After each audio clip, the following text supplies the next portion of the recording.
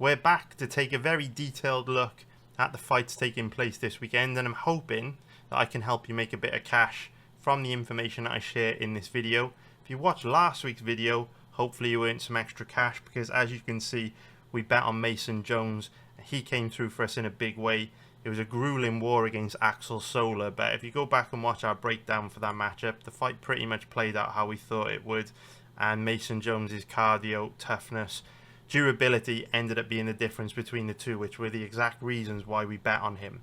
And in a little bit, I'm going to be going through my results dashboard to show you guys how I'm performing on UFC pre-fight bets this year, because a lot of people watching this have got a completely inaccurate perception of how I'm doing over the long term, and a lot of people watching this form opinions on my profit and loss based on titles and thumbnails, which is obviously completely absurd. But it's kind of human nature, right? We always are drawn to the negative, and if you look at like the media, right, bad news stories, bad news, drama, people are more drawn to that, interest in that, than the positive sides of life. So a lot of people will look at a losing bet on Max Holloway and think I'm getting absolutely destroyed this year. So we will take a look at the results dashboard, because a lot of people watching this will ignore the winners on guys like Rosas and Mason Jones and Kunev and Offley and Nakamura. They'll gloss over that and just focus on losses on guys like Holloway and Enja Kawani. So we're going to have a look into the actual results from 2026, and I wonder if you'll be surprised at how I'm doing. We'll soon find out. So yeah, hopefully we've got some bets I'm going to be sharing with you in today's video, and hopefully you can earn some extra cash from that. Hopefully we can build on our wins from last week. But to be honest with you, I'm going to be brutally honest with you. You guys know me, I've been around for years. I'll always be brutally honest with you guys. In 2026, if you want to make serious money betting on the UFC, the only way you're going to do it, well, in fact, there's two ways you can do it. The first way you can do it is by live betting on the UFC with someone like me that makes a profit virtually every month of the year and maintains a high long-term win rate, which means you can compound profits and turn small amounts of money into large amounts of money. That's the first way you can do it.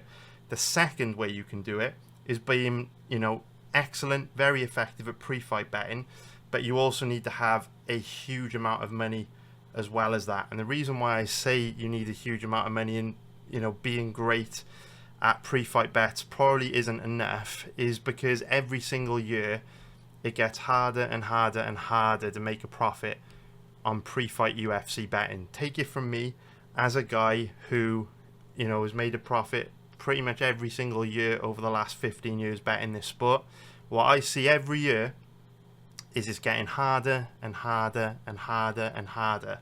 And there will be people out there that you can probably think of that are performing great on UFC pre-fight betting right now, and perhaps they always have. But trust me, in my experience, that doesn't last forever, and eventually their edges will get eroded and their profitability will start to plateau. It's just an inevitability with how tough it's getting pre-fight betting on the UFC. So the reason why I say you need a hell of a lot of money to make serious life-changing money pre-fight betting on the UFC these days is because the market is so efficient. It's very difficult to maintain a really high long-term win rate and generate the kind of profits you need in order to make a lot of cash. The one exception, somewhat maybe of an exception to that, I think the one area where there is still a lot of opportunity in pre-fight betting is betting smaller promotions where the markets aren't going to be as efficient.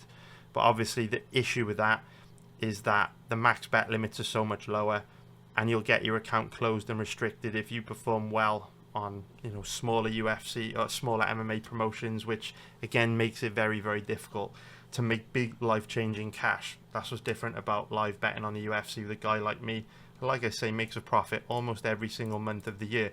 And if you're wondering why it's getting harder and harder and harder to make a profit pre-fight betting on the UFC, it's simply because the sport has more eyeballs now. When I started betting on the UFC 15 years ago, my pre-fight UFC betting chart, or profit chart I should say, looked like my live betting one. I would absolutely crush it. I would make a hell of a lot of money. In fact, the house that I'm sat in right now was bought and paid for, in massive part by money made from pre-fight betting on the UFC. But it was so much easier 15 years ago, where barely anyone was watching the UFC relative to today, and betting sites were a lot more primitive back then. You know, back when I started 15 years ago, there were literally only 3 handicappers online. It was myself, Luca Fury, and another guy that's not around anymore called the Fight Predictor. In fact, I don't think he's around anymore. That's not a diss. But yeah, there was only 3 of us. Go ask Luca Fury. There was literally 3 of us around back then. And now there's probably 3,000 handicappers out there. Everyone's a fucking handicapper. Everyone's got a Twitter, a YouTube channel. Everyone's claiming to be an absolute genius, a guru when it comes to betting on the UFC. But it was very different back then. But the problem with so many people doing this now is that there are so many eagle-eyed, very invested, very capable, very talented, very skilled gamblers putting a lot of time, energy and focus into betting on the UFC. So you've got, people now betting, destroying the opening odds, hammering opening lines, and, you've got a lot of very skilled gamblers now, a lot of educated gamblers analyzing these fights in great detail, making content about it, producing videos like this, writing articles, Twitter posts, all that kind of stuff, sharing really valuable knowledge. And as a result of that, the market tightens up and it becomes very, very efficient. It's all, if we look at my predictions accuracy from this year, let's just take a look. Don't actually know where it was. I'm hoping it's good, or this will be quite embarrassing. If we take a look at my predictions accuracy from this year, so I've correctly predicted 74% of fights in 2026. I don't know exactly how many fights that is. I'm guessing around, if we're 3 months into the year, that's got to be around, I'm guessing 160, 170 fights. So my percentage is 74%, which is very, very good. I'm happy with that, obviously. But, a lot of these predictions will be on big favourites, right? Or even though the percentage looks impressive, 74%, still, a lot of the fighters aren't going to have any plus EV, any margin in them if you bet them, because their advantages will be baked into the odds. And that's why it gets hard. It gets harder every year. So that's why I say only 2 ways to make money in this sport at the moment. You live bet with a guy like me that makes a profit almost every event, or you need a lot of cash and you need to be very good at pre-fight betting, because it ain't enough to just be very good, because the edges are so small these days on pre-fight betting that unless you're betting really small promotions, if you're just betting on the UFC, your profit and loss is just going to be too choppy to make any serious cash. It's going to be impossible, in my humble opinion, to maintain a good enough win rate to be able to compound small amounts of money into large amounts of money. It wasn't always like that.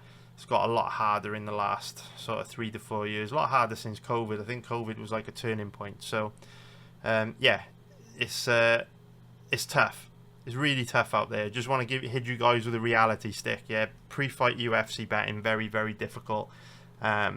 If you want to make serious life-changing cash in this game, give my live betting group a try, and I think you will then see the power of live betting and why it is massively more profitable than pre-fight betting.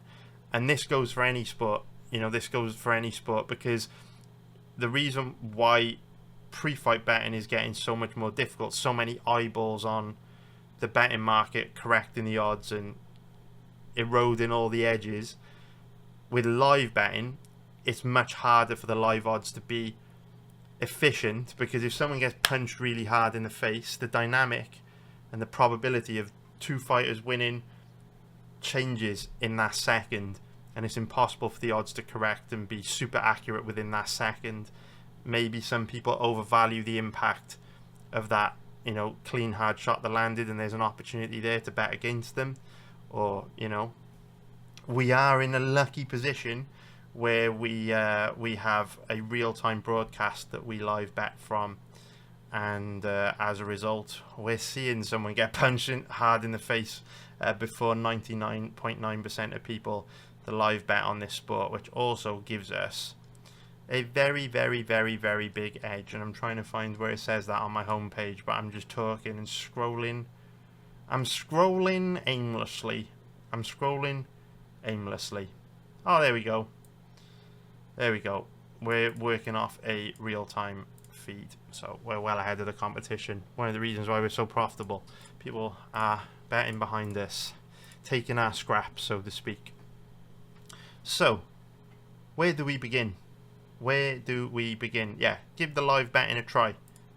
The majority of you watching this won't and aren't, which is crazy to me, but might not be around forever, so this could be one of your last opportunities to learn and absorb 15 years of experience making a profit almost every single year betting on the UFC, and there aren't many people in the history of sports betting have been able to perform at such a high level with such consistency over such a long period of time. And been doing this a long time. 460 of these videos have been here for a very, very, very, very long time. So while I am still around, make the most of it, because maybe I won't be around forever, you know what I mean? So, okay, we want to review how we've done on pre-fight betting this year. So this is my performance for 2026 so far.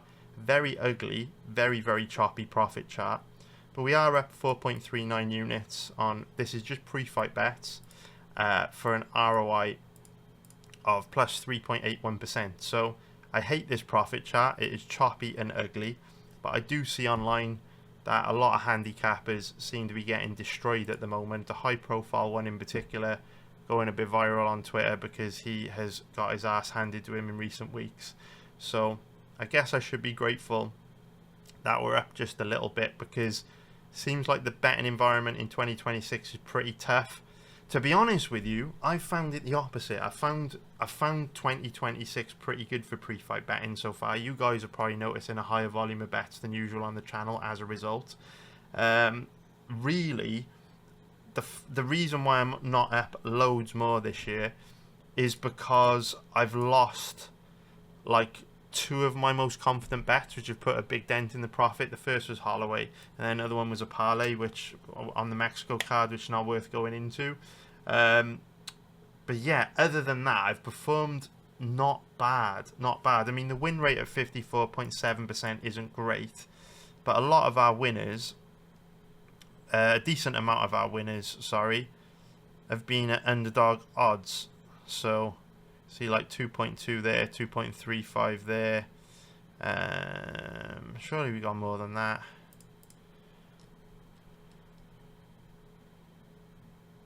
Maybe it's not as many underdog winners as I thought. So it was loads more than that. 2.20, 2.68, 2.20, 2.90, 3.75. Okay, so it was earlier in the year, on the early cards we're hitting the underdogs. I thought I'd add more underdogs than that. So yeah, actually I'm not too happy with our win rate for 54.7%. We need to get that up, hopefully starting this weekend, although we do have some risky bets this weekend on Ricky Simone, Bruno Lopes and Abdul-Malik. Although you will notice that my unit sizes for those three bets pretty small, so hopefully 2 out of the 3 can come through for us and put us in profit. Any combination of 2 of these winning out of the 3 will do it. And of course I'm hoping to find more bets during this video, because this is my opportunity now to go through all of the fight spreads, all of the over-unders, see if we can dig anything up for you guys, which would be very nice. So I think it's about time we got into breaking down the first fight on this card. We'll kick things off by breaking down the first fight on the card, which is going to be Alexia Tanara versus Bruna Brazil. So don't want to waste your time with this one. Don't want to dwell on it for too long. We can see that Tanara is a 1.13 favourite, which is minus 768 for an implied probability of 89%. This is just a very bad stylistic matchup of Bruna Brazil. Now, a lot of the time when we see odds like this, it's very difficult to justify them, because in order to get any value on Tanara, you'd have to give her like a 93-94% chance of winning here. And while it was always difficult to do that in a cage fight to the death because of bad judging, fighters getting injured, fighters getting sick, disqualified, point deductions, all that kind of stuff. This is one of those matchups where I would just be amazed if Bruna Brazil were to win. She is probably the more technical striker than Tanara, but the problem with Bruna Brazil is that she's very passive, very tentative, holds back a lot, and often struggles to put her stamp on rounds. Tanara is mean, she's nasty, she's aggressive, she fights at a very high pace. She's very aggressive with her wrestling, but she's tough and hits hard on the feet as well. And I think it's going to be her aggression, her work rate, her high output, which will get her the win this weekend. I'd be amazed if Brazil were to win this. I think Tanara outworks Brazil with her grappling in the clinch, probably gets some takedowns, probably controls Brazil on the ground. And I wouldn't even rule out Tanara outstriking Brazil. Not because she's a better striker than Brazil from a technical point of view, but because Brazil holds back a lot and is very passive. So if we take a look at the over-unders and the fight spreads on this, because it's going to be difficult to play the money line. To be honest with you, I would pass on these as well. I don't like the idea of betting on Tanara to win all 3 rounds clearly. And the over-under, not too interesting either. It would probably go the distance, but odds of 1.44 minus 227, they come with an implied probability of like 70%. So not a lot we can do with that one. Best to move on and break down a more interesting fight. Now it's time for me to explain the reasons why I'm going to be betting on Ricky Simón versus Adrian Yanez this weekend. This is a complicated fight because Ricky Simón has terrible fight IQ, terrible game planning, terrible strategy, but once again I'm getting baited into betting him in the hope that he will actually grapple in this fight, because if he does grapple, this will be a very easy night's work for him. Having said that, if he would have grappled more against Ronnie Barcelos, likely would have won this fight, and if he would have grappled more against Vinicius Oliveira, likely would have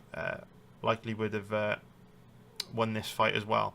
So you can see that, to be fair, Simón does shoot a lot of takedowns in theory in his fights. You can see that he shot 6 against Barcelos, 10 against Smotherman, 11 against Oliveira. So he does shoot a high volume of takedowns, 13 here against Bautista, 9 against Yadong Song.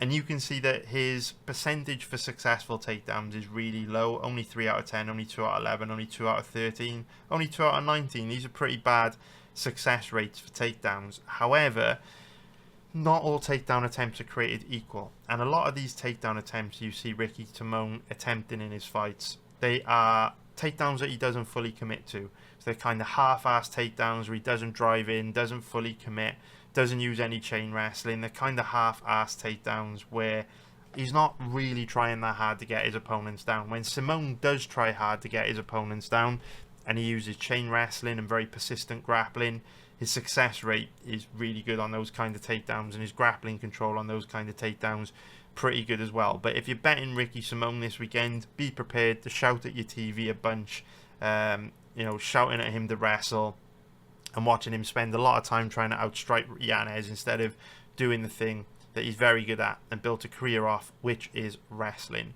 So Ricky Simón should be able to use his wrestling to win this fight this weekend. I'll show you some footage to back that up. But I guess before we get into the footage, let's take a deep dive into this matchup. So Simón is a 1.60 favourite, which is minus 168 for an implied probability of 63%. And Yanez is a 2.37 underdog, which is plus 137 for an implied probability of 42%. So the odds roughly weighted 60-40 in Simón's favour here. And I think it's fair to give Simón like a 65-70% chance of winning, which is why I'm going for him. In terms of the tail of the tape, virtually identical, virtually the same age, same size. If we look at the stats, no surprise that the stats are heavily weighted towards the striker versus grappler dynamic here, where you can see Yanez throws a very high volume of strikes per round or per minute, double the amount of strikes landed per minute compared to Simón. Both are not the best defensively though. 42% striking defense, very, very bad actually. So that's well below average for Yanez, which you wouldn't expect for a technical striker. Very far below accuracy, so 42%, very inaccurate for a technical striker like Yanez. Obviously he's a better striker than Simón, but 42% accuracy is really, really poor. But then obviously you can see that Simone aggressive with the takedown attempts, shooting an average of 5 takedowns per fight, which is a lot, to be fair. Now, you can see on paper, Adrian Yanez's takedown defense is 82%, which is good in theory, but I'm going to be showing you why his takedown defense stat isn't quite as impressive as it looks here, and perhaps this is the reason why, you know, Ricky Simone's not a big favourite in this matchup. Perhaps people are seeing 82% takedown offense for Yanez and perhaps overstating his ability to keep this fight standing a little. In terms of the strike distribution chart, both guys very much headhunters, and neither of them throw in too many strikes to the legs or the body. Both very much target the head. 84% of strikes land into the head. Very, very nice. So, like we've said, classic striker versus grappler matchup. Simone the wrestler, Yanez the striker. And this fight comes down to whether Simone can get the fight to the ground, keep the fight on the ground for long enough to rack up points and win a decision, which I believe, based on past performances, he can.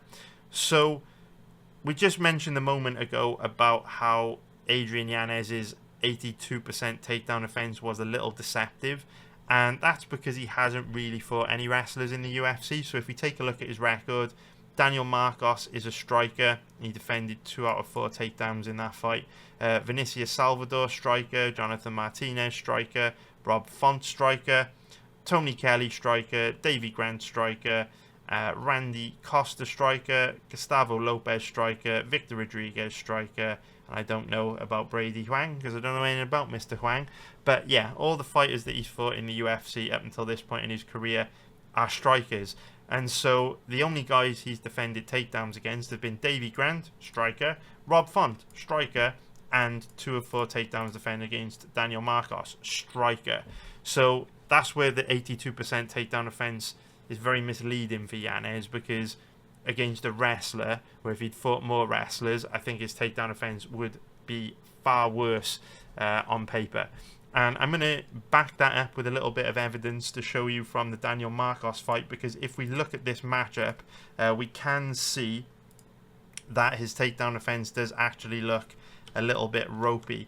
Now, remember earlier on in the breakdown we were talking about how Ricky Simone didn't fully commit to takedowns, and so it kind of inflated, or it kind of amplified how bad Ricky Simone's offensive wrestling looked, because he's only completing a small percentage of the overall takedowns that he shoots.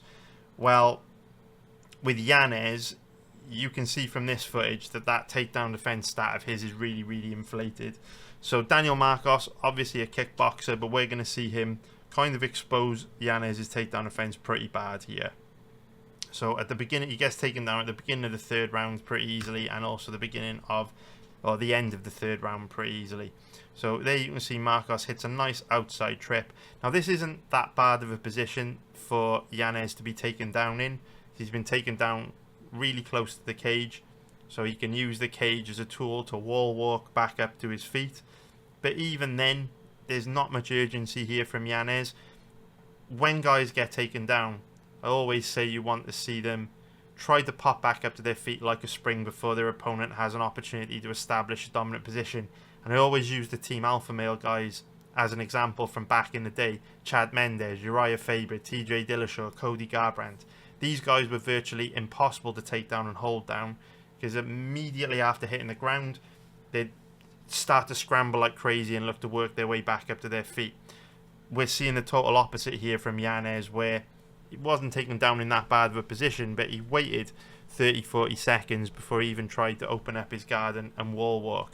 Now obviously when he did commit to getting back up, he got up pretty easily, but I think that's mainly because Marcos isn't a particularly skilled grappler and isn't a particularly physically imposing grappler either. So here we can see the other takedown later on in the round, where Marcos gets Yanez down easily again. So drives in on a double leg, easily takes Yanez down. Now this is a far worse position for Yanez to be taken down in. He's out in the middle of the octagon, which means he can't use the cage as a tool to wall walk back up. And so Marcos has got a half guard here in this half guard position, and you can see Yanez just looking pretty frustrated off his back. So we don't want to make this video super long. We'll count how long Yanez is on his back for. So he hits the ground 2 minutes 55 on the clock. So if we skim through, he's been on the ground for, you know, about a minute at this point before he actually tries to get back up. And you can start to see Marcos just give him tons of space from top position to try and scramble back up to his feet. But even then, you know, even in this position where Marcos is posturing up and looking to land ground and pound, Yanez isn't showing that much urgency to scramble back up. So he's been on the ground for a minute at this point. If we keep skipping through, then Marcos just basically lets him back up. So it's not like Yanez worked his way back up to his feet there. Marcos let him back up. So that's where stats can be very misleading. They can get you into trouble. They can be dangerous to follow. Yanez has had a bunch of fights in the UFC, but he hasn't fought any wrestlers at all, really.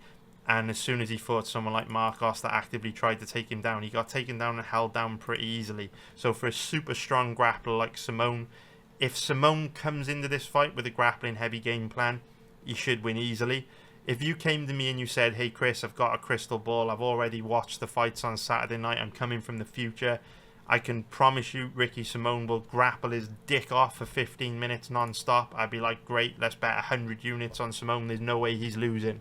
Unfortunately, we don't have a crystal ball, and the risk to betting Ricky Simone this weekend is we've seen him in fights like against Ronnie Barcelos and Vinicius Oliveira, where he could have and should have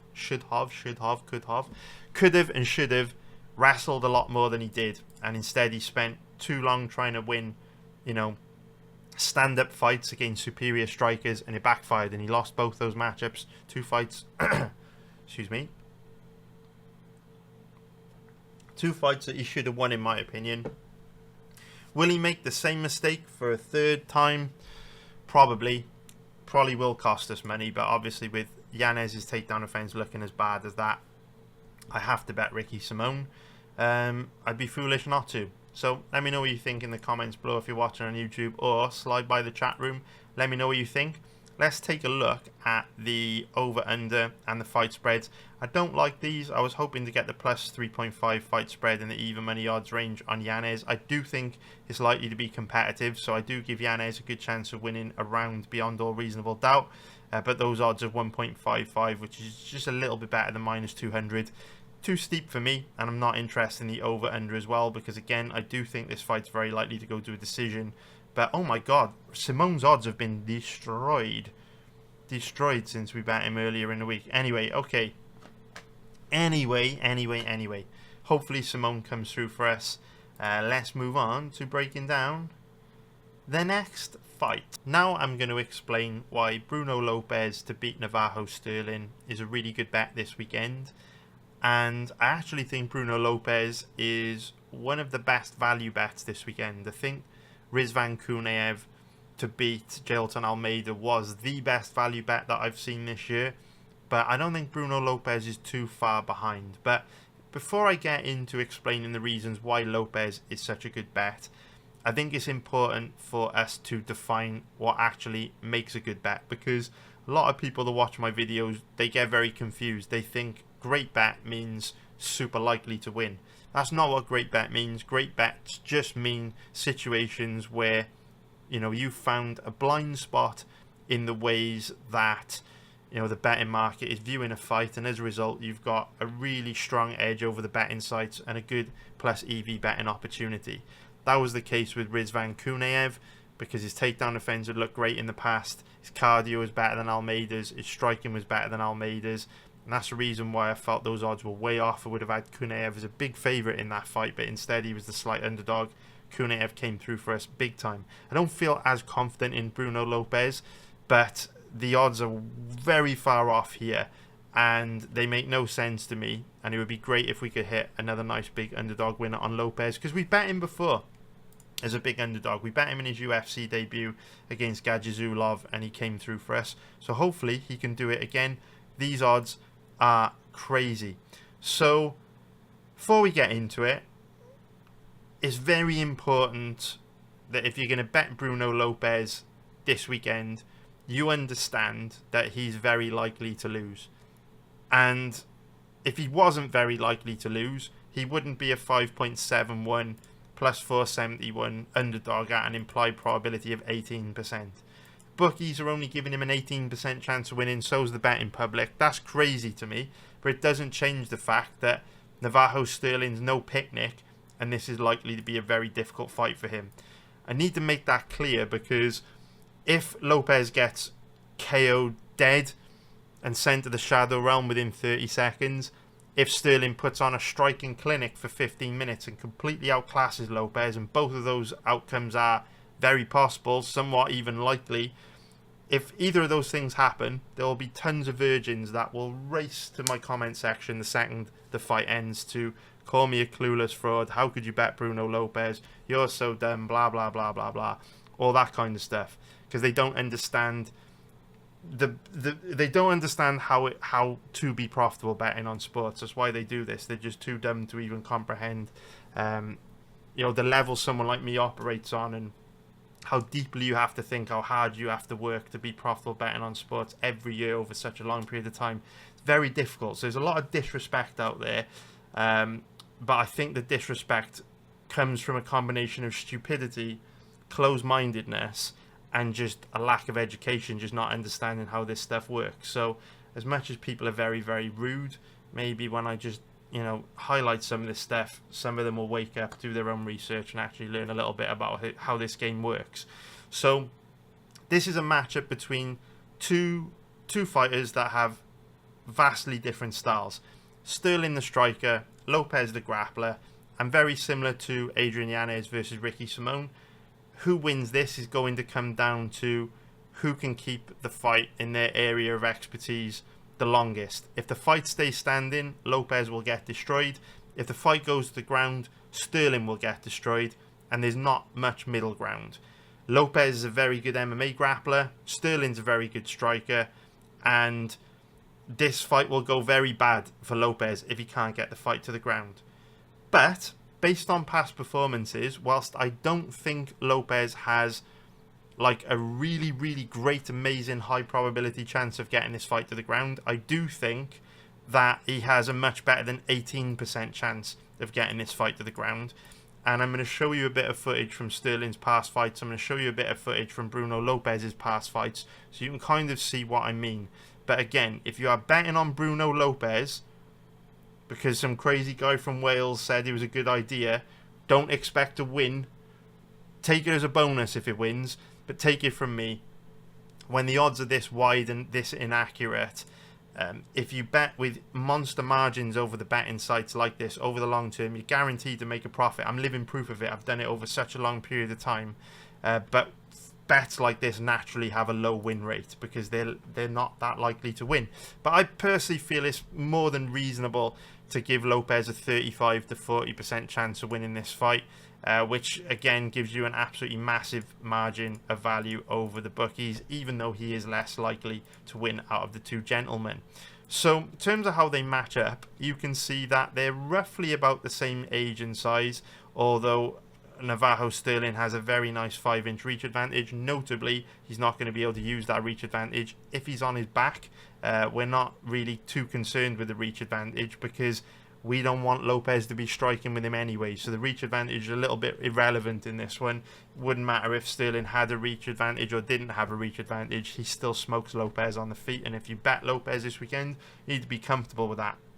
In terms of the stats, we can see that Stirling lands more than double the amount of strikes per minute, more accurate, much better defensively, but we can see that Lopes quite aggressive with the takedowns.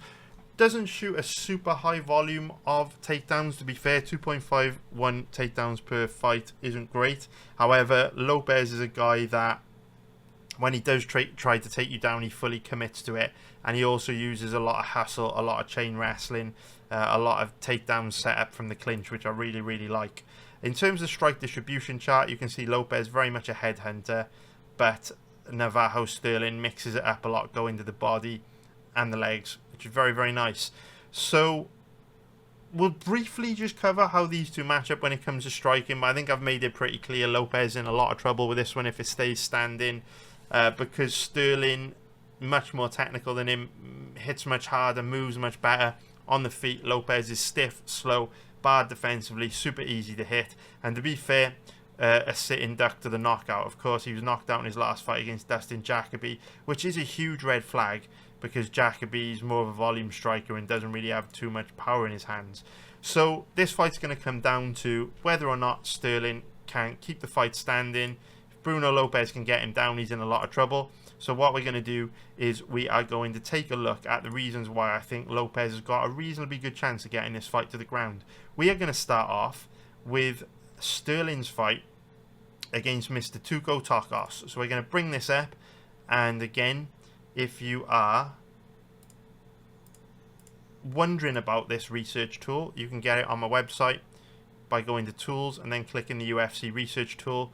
And if you become a member of my community, I think any membership tier gets access to this, even the $19.99 a month one, and you can just get the links to go watch the fights very quickly, all the stats, all that kind of stuff, and you can see it's updated basically every day. We've got all data in for the next 8 events, which are very nice. So if you want to get ahead on your research, the research tool is a great way of doing that.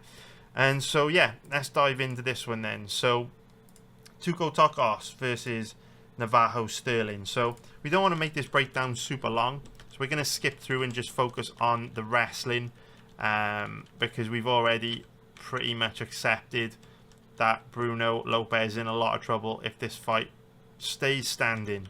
So we skip through and we just want to look at a bit of Stirling's defensive wrestling and takedown defense. So you can see Tokos here shoots in on a single leg, turns the corner and upsets Stirling's balance. Stirling does a great job of scrambling over to the cage to start to use the cage to defend himself.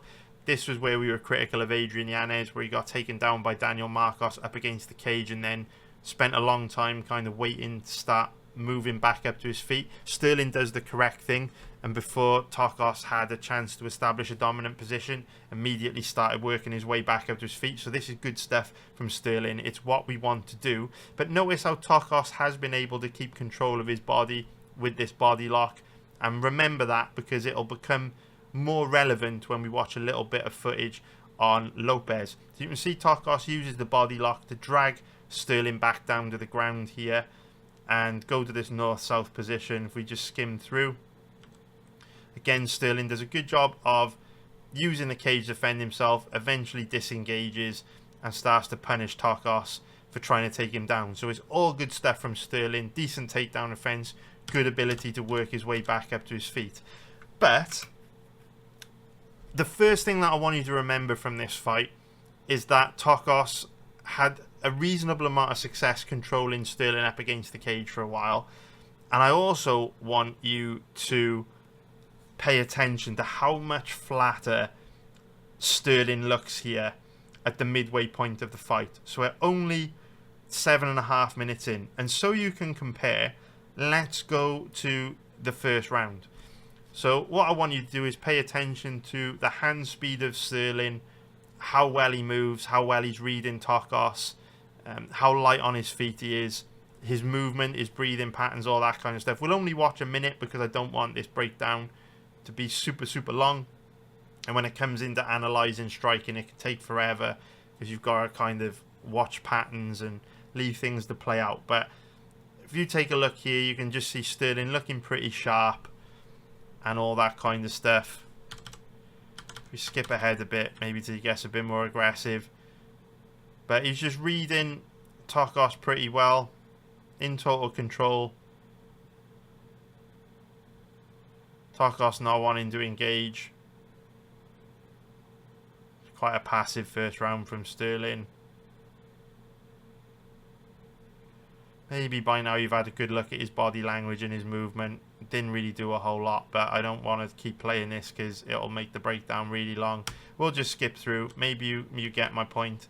We'll just go back to where we were towards the end of round 2. So again here, towards the end of round 2, you get to see just a bit more of the clinch control up against the cage. Again, Stirling's takedown offense pretty good. It's not too bad.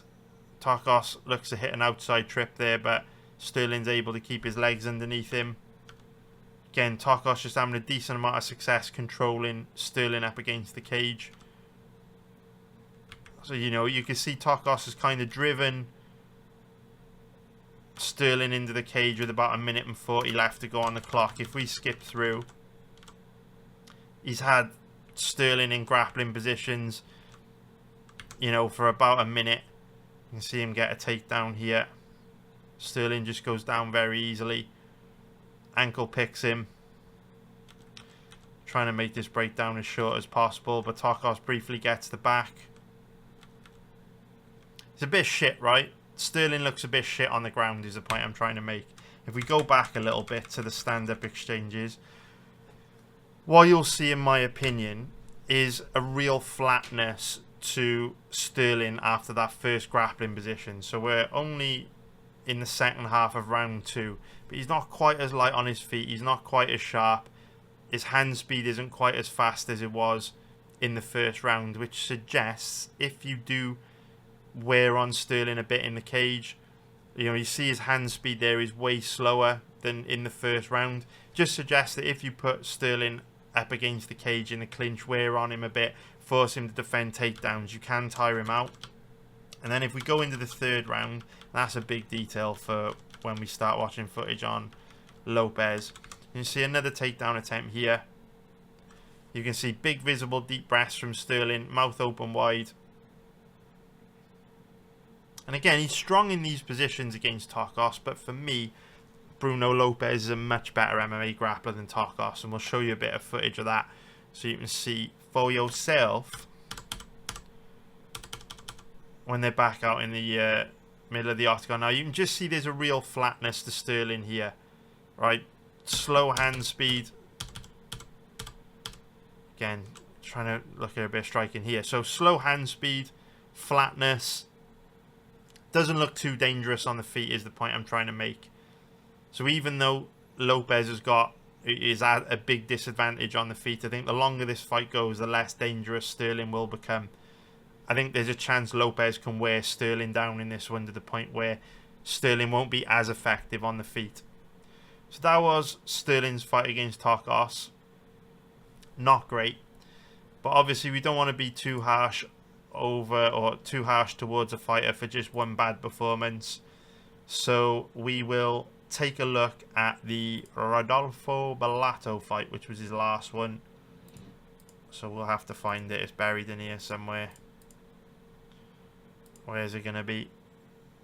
There we go. Turn these off as well. So again, I don't want this breakdown to be super long, so we'll skip through it as best we can. And what we actually see in this fight is a decent amount of grappling from Mr. Stirling, where he initiates the clinch, he initiates the takedowns. And again, Bellato is stiff and slow, not as good of an offensive wrestler as Bruno Lopes. But you can see both guys attempt takedowns in round 1, but for the most part it's a stand-up fight. Again, we're skipping through. Stirling actually gets a takedown there, which is very, very nice. Beats Bellato up from top position for a bit. And then Bellato gets back up. So if we actually look at the last minute of this round, so this is the last minute of round 2. Again, remember what I said about Stirling having a huge advantage on the feet early, but as the fight goes, based on the Tokos performance, there may be an opportunity for Lopes to wear him down and make his striking much less effective. You kind of see that in the final minute of round 2, where Stirling looks really flat here. Again, look at his hand speed, just very slow, very flat-footed, very sloppy. And there's no doubt he's still more technical than Bellato. He'll be more technical than Lopes, but he's nowhere near as dangerous on the feet. They say the shots that knock you out are the ones you don't see coming. And without Stirling's speed, his striking's just nowhere near as scary, nowhere near as difficult to deal with. Like I say, he will still have a big advantage over Bruno Lopes on the feet. But you can see here, he just doesn't look all that dangerous anymore. And this is basically the second half of round 2, after all that grappling and all that work in the clinch. So my point being, as we start to move towards watching footage of Lopes, is if Lopes comes into this fight with a grappling heavy game plan, which I think he will, and if he can avoid getting knocked out early, which there's a reasonably good chance he can. He's a tough fucker. Yes, I know he got knocked out early against Jacoby, but he is a tough guy.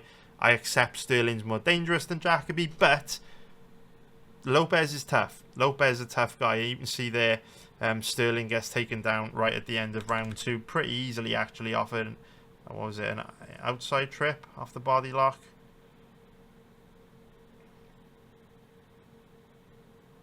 Looks like an outside trip, right? So yeah, gets taken down pretty easily there. Anyway, into round 3.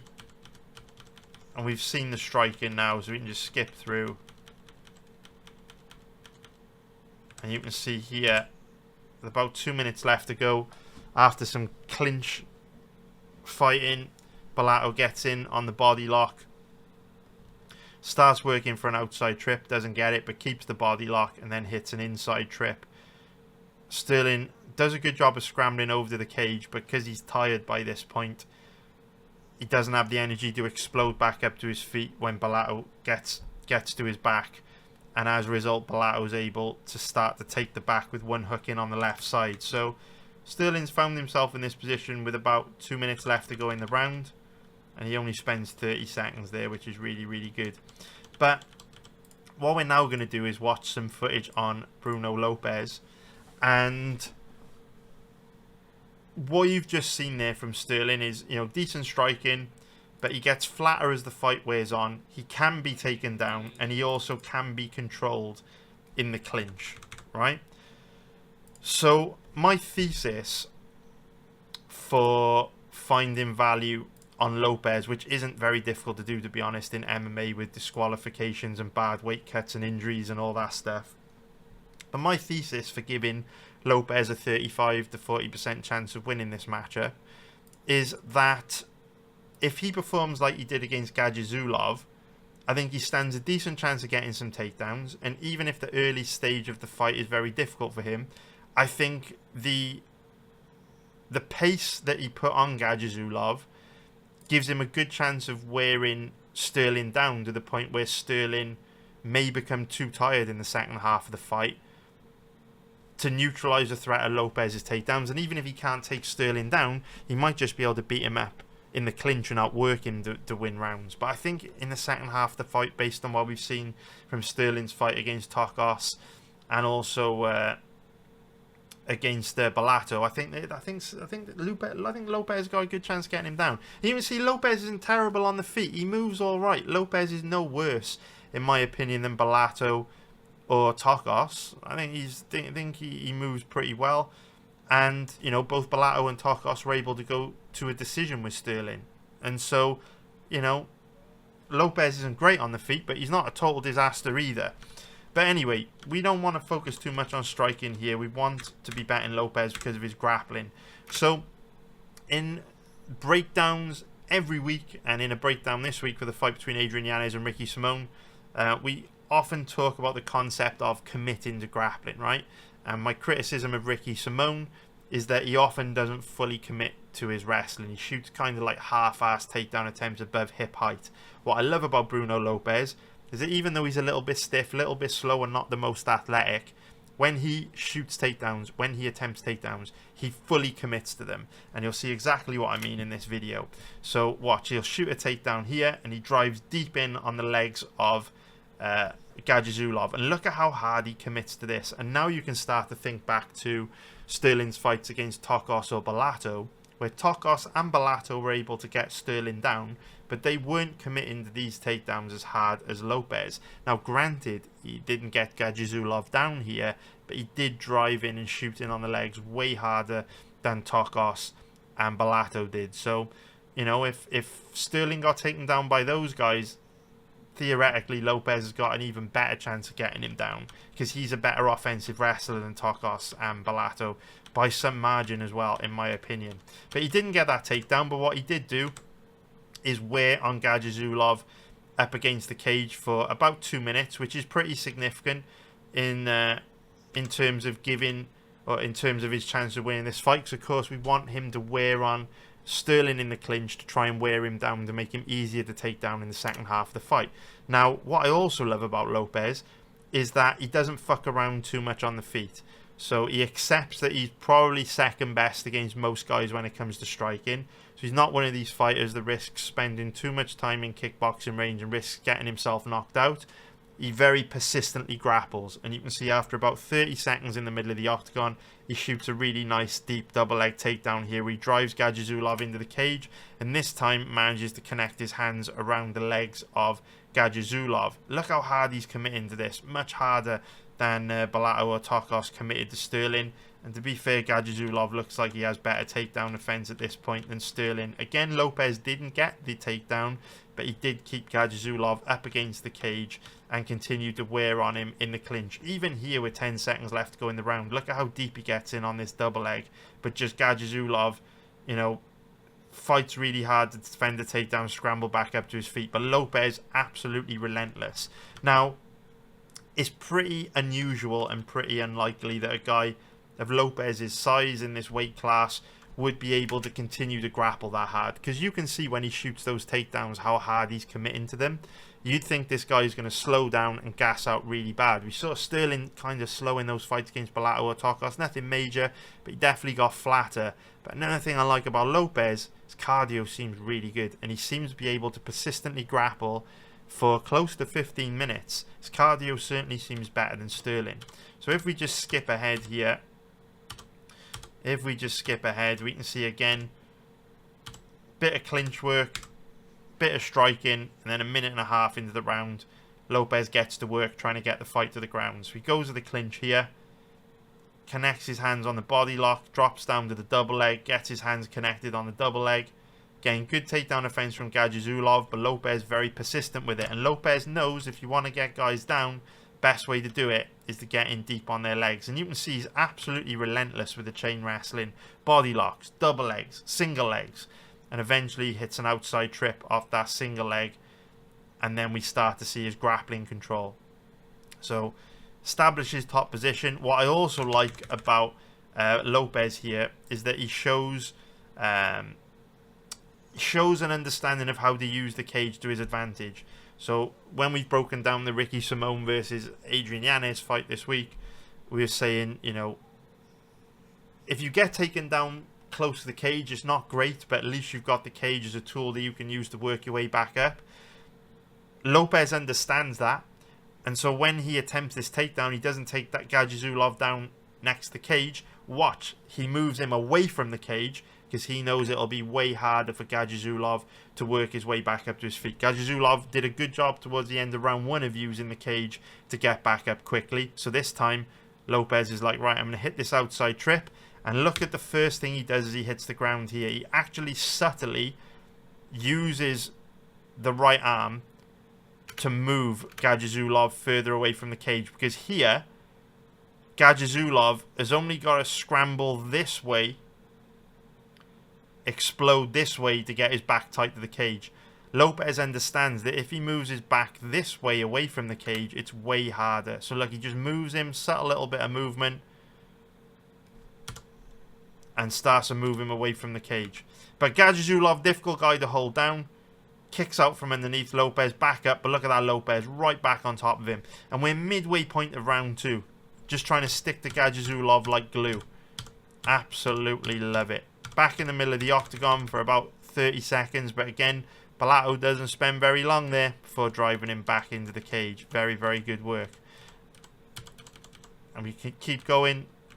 And again, right at the end of the round, Bellato's tired, he's flat, but he still has the energy to shoot really deep double leg takedowns like the one you're about to see. You know, even 25 seconds left to go in round two. And what I also, or single leg, sorry. What I also really like about Lopes, notice how he finished the first round with a big takedown, the second round with a big takedown. Like we were saying, this guy's intelligent in understanding the role the cage can play in a fight. He's also intelligent in understanding the importance of finishing rounds strong.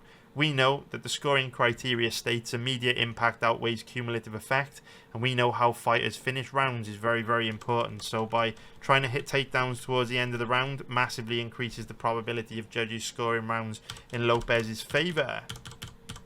So, into this third round, Lopes gets the body lock early in the round. Gadzhizulov, good job of defending it, but again, Lopes just stays on him, wearing on him against the cage. Into this midway point of round three. Again, sorry, I'm skipping through fast just so I don't want this breakdown to be even longer than it already is. Gajizulov's takedown offense is very good, but Lopes is absolutely relentless. For me, Stirling ran into problems against Tokos and Bellato at times up against the cage in grappling positions. Tokos and Bellato had a bit of success. I think Lopes is way better than both of those guys personally, and I think we're seeing it in this fight as we just skip through. Just absolutely relentless. Even here with 1:20 left to go in the fight, when he's tired, his mouth is open wide. Look at the timing on that takedown entry. And we've seen how flat Stirling has looked in the second half of fights. If Lopes starts shooting takedown entries this deep on Stirling in the second half of matchups, I just don't see how Stirling's going to be able to stuff the takedown or have the energy to work his way back up to his feet like Gajizulov is. I mean, look at this guy.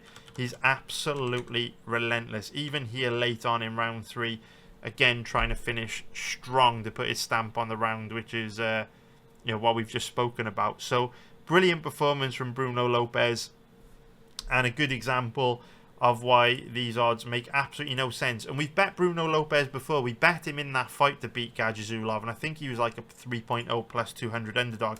He came through for us there. Hopefully he can come through for us again. Hopefully, after watching all that footage, you understand the reasons why Bruno Lopes is a very good bet. Not most likely to win, because the early stages of the fight when Stirling's fresh will be hard. But if Lopes can drag him into the second half of the matchup, stands a great chance of winning. So in terms of the fight spread, I think plus 3.5, pretty good odds, because both Tokos and Bellato were able to go the distance with Stirling. I think Lopes is better than Stirling, and maybe Lopes gets outstruck in the first 2 rounds, loses the first 2 rounds, but then Stirling tires out, and maybe Lopes can get him down in the third and have a big third round. I think that makes the fight spread great value. And I also think the over 1.5 rounds is great value as well. Like we've already said, if we look at Stirling's record, Tokos and Bellato and Arslan, they all went the distance with Stirling. I think Bruno Lopes is better than any of those guys personally. So 2 nice prop bets there, which I will be adding to our bets for this weekend, and hopefully we can make some money on them. Hopefully you can earn some extra cash, and then hopefully if you haven't joined my live betting group yet, you use your profits that I've been helping you make to fucking join it, because you will not regret it, and you will make a profit almost every month of the year. Let's move on to the next one. Now let's break down the fight between Chase Hooper and Lance Gibson Jr. So Hooper is a 1.31 favourite, which is minus 318 for an implied probability of 76%. Gibson 3.45 underdog, which is going to be plus 245 for an implied probability of 29%. There's not too much value in taking a look at the stats on this one, because Gibson's only had 1 fight in the UFC, taken on short notice against Bobby Green. So his stats have only generated based on 1 fight and against an opponent who has a style totally different from Hooper. So those stats need a bit more time to cook, a few more fights to take place before they actually start to form a picture of Gibson's strengths and weaknesses. But this is a difficult fight for Gibson. We don't need the stats to tell us that. Hooper has had 2 major weaknesses throughout his UFC career, but with every fight that passes, he's tightening up and improving them. The first weakness is that his striking defense is very bad, but it's getting a lot better from fight to fight, and he is tough and he is durable. The second issue with Hooper is that he didn't always have the most physically imposing wrestling. He had crushing physicality on the ground if he got you there, but like a lot of submission grapplers, his offensive wrestling to get you to the ground wasn't the best. That's changed, and Hooper is now a reasonably physically imposing grappler who has relentless chain wrestling that makes it very difficult to neutralise the threat of his grappling. He's very good at sticking to you like glue. The kind of guys that are going to cause Hooper problems are those with very good takedown defence and those who have got real power, real athleticism in their hands to kind of make Hooper pay for his bad defence. Now, Hooper's tough, he's durable, but if he gets dinged with a clean, hard shot, obviously you could get your brain switched off. There's not a lot you can do about it. But Gibson's more of a volume striker. He doesn't have that kind of power to really deter Hooper from coming forward. So I think Hooper's very likely to perhaps struggle a little bit early in each round, But then I think it'll only be a matter of time before Hooper's able to grab a hold of Gibson, drag him to the ground, and go to work on the ground, where he has a huge advantage over Gibson and most people in the division, to be fair. Unless they're names like Makhachev or Sarukian or Charles Oliveira, Hooper's probably going to give you hell on the ground. So in terms of the fight spreads, there's nothing I really like here. Hooper's fight spread is a little bit tempting, I guess, just to make him playable at slightly better odds, but I'm going to pass. Odds just a bit too steep for me. And in terms of the over-under, I do think this fight is most likely to end under 2.5 rounds. If we take a look at Hooper's record, you can see that he's gone to a decision against Jim Miller, but Jim Miller is a very high-level Brazilian Jiu-Jitsu black belt. Outside of that, his fight against Hernandez ended quick. Against Guida, similar with Borshev, leave it.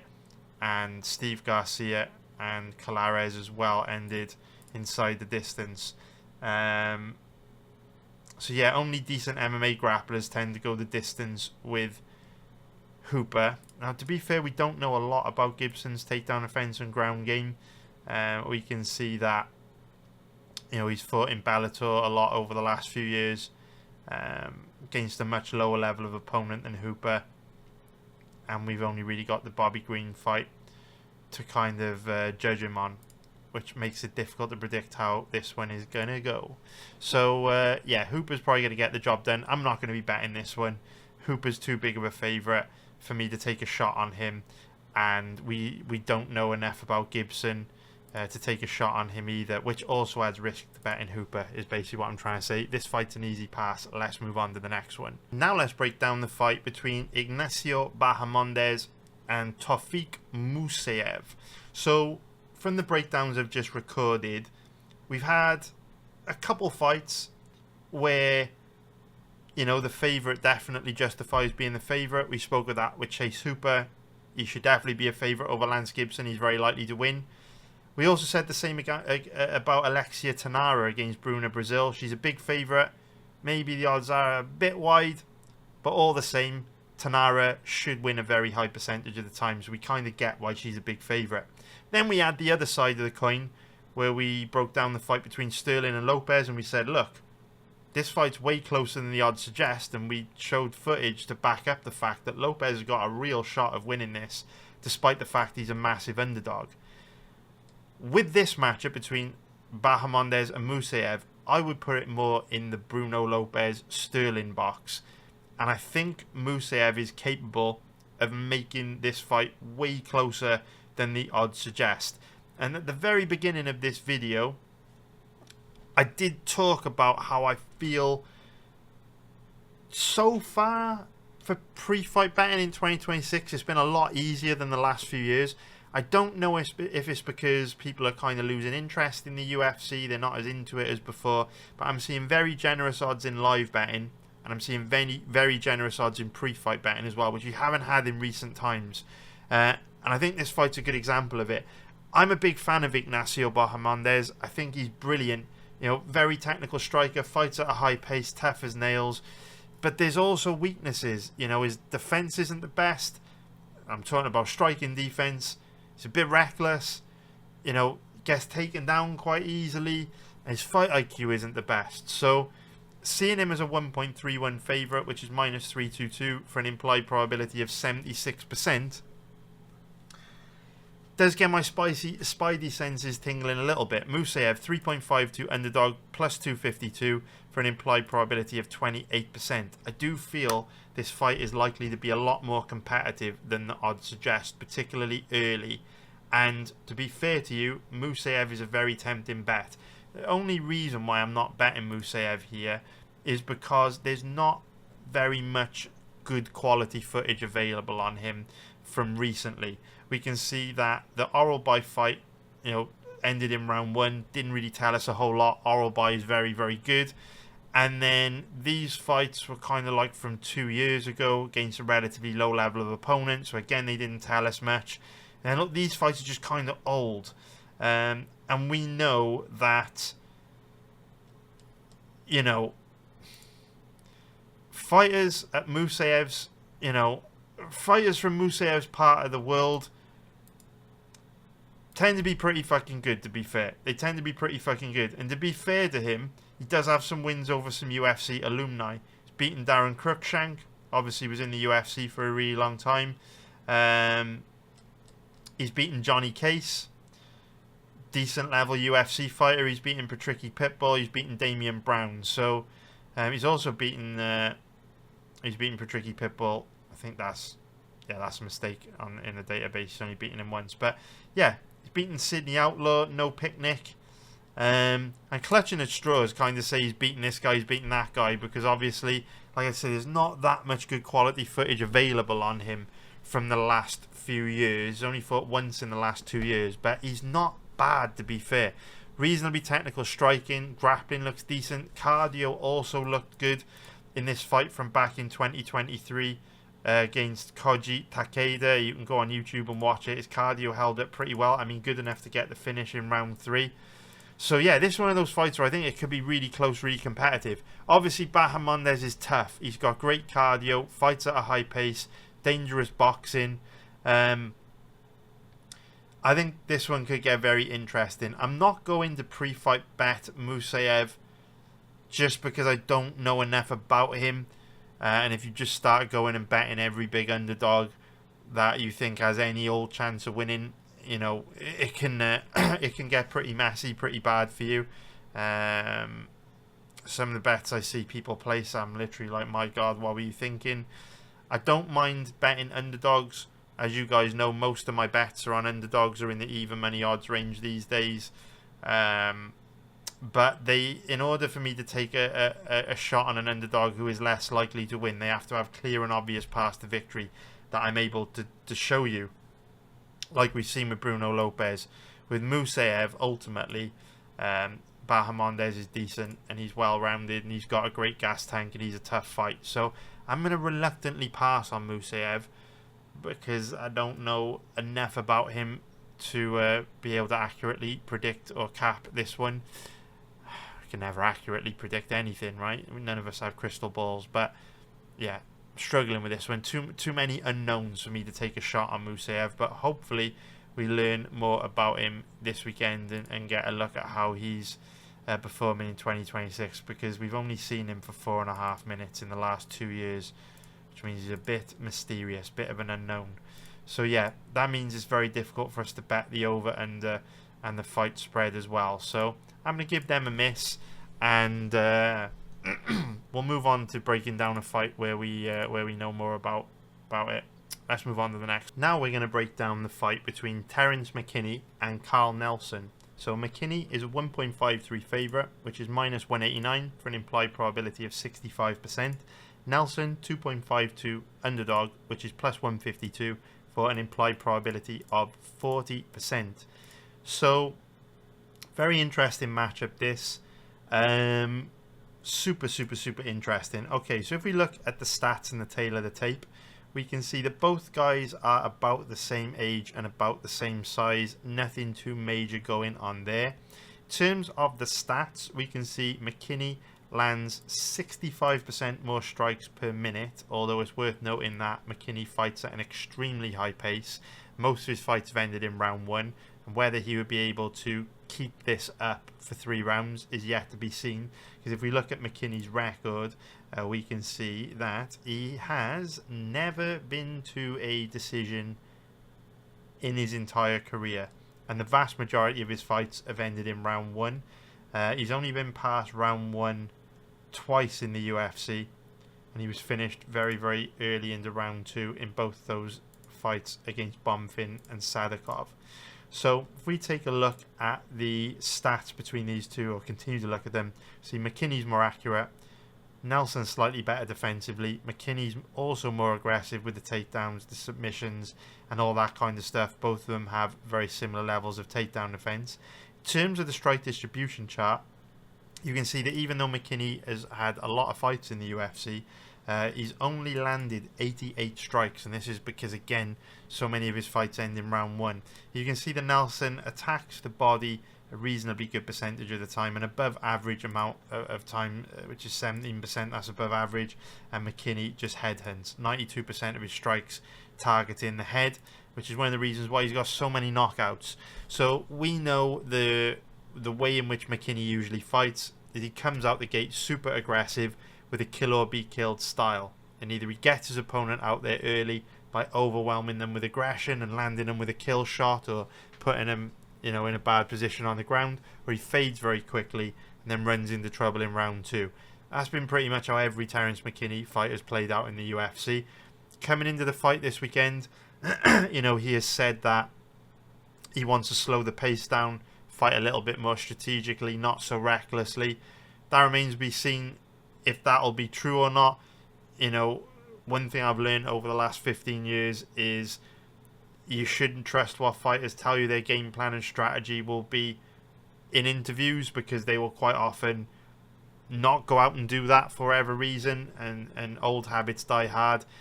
If McKinney has performed exactly the same way in pretty much every fight up until this point in his career, till I see him do something different, I'm going to assume that no matter what he says, he's just going to continue to do what he's always done.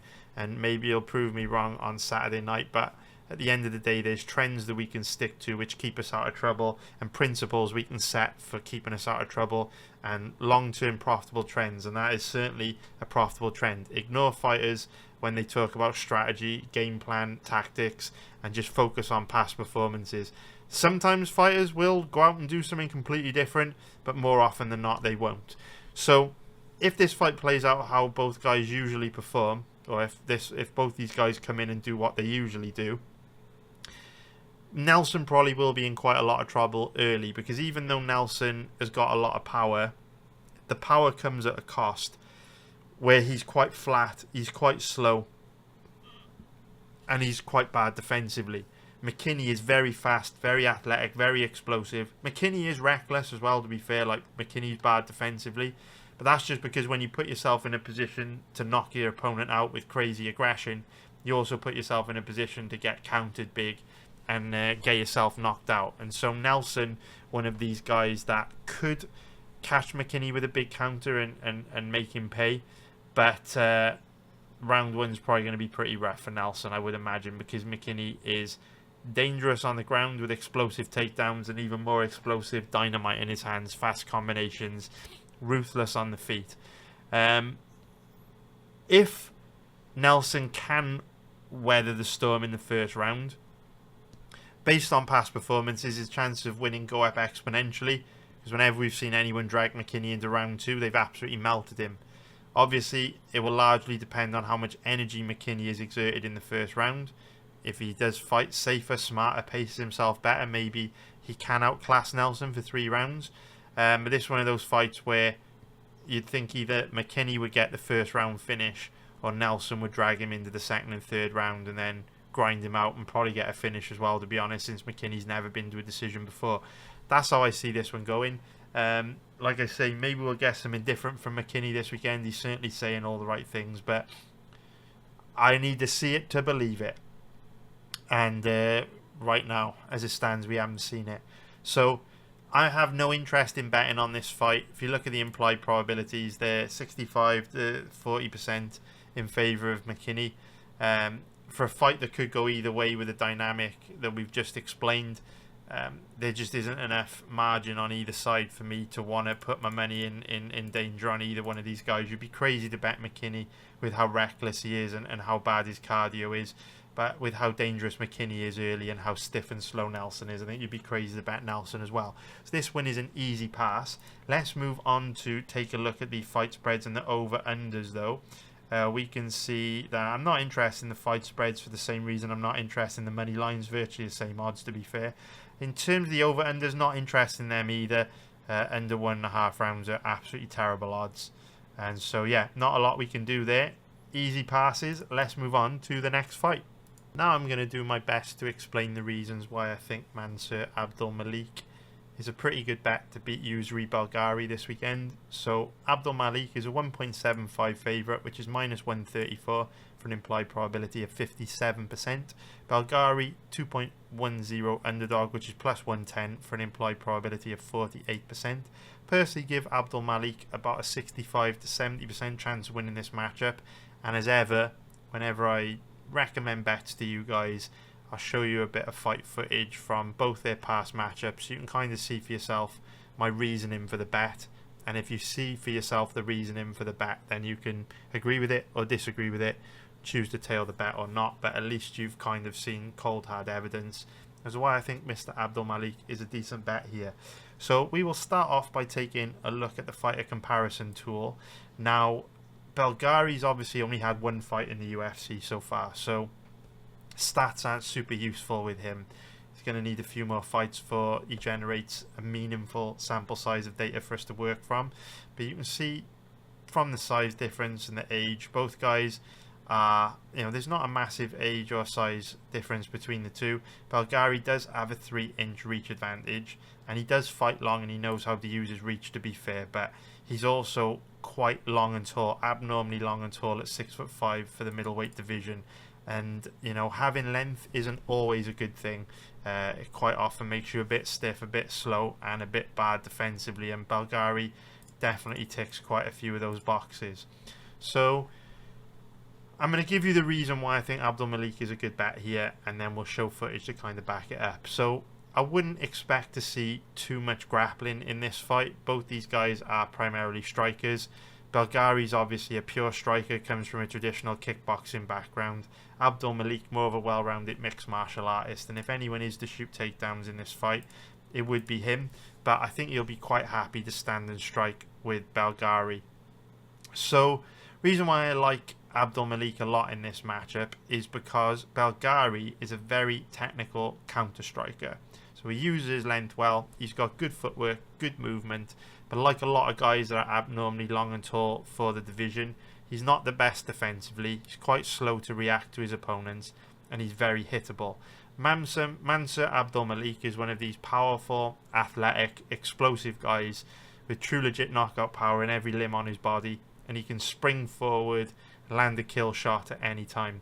And in Belgaroui's UFC debut against Mr. Azamat, he got dinged multiple times, got cut clean, cold and hard multiple times, and just looked a bit vulnerable on the feet, to be honest. He looked a bit of a sitting duck. Don't get me wrong, he's got a chin on him. He ate some big shots from Bekaev, ate some big shots on the Contender Series against Marco Tulio as well. But Abdul-Malik has got major power, and I think the probability of him knocking Belgaroui out in this fight is pretty good, to be fair. So what we will do, we all know how fast, how explosive, how powerful Mr. Abdul-Malik is.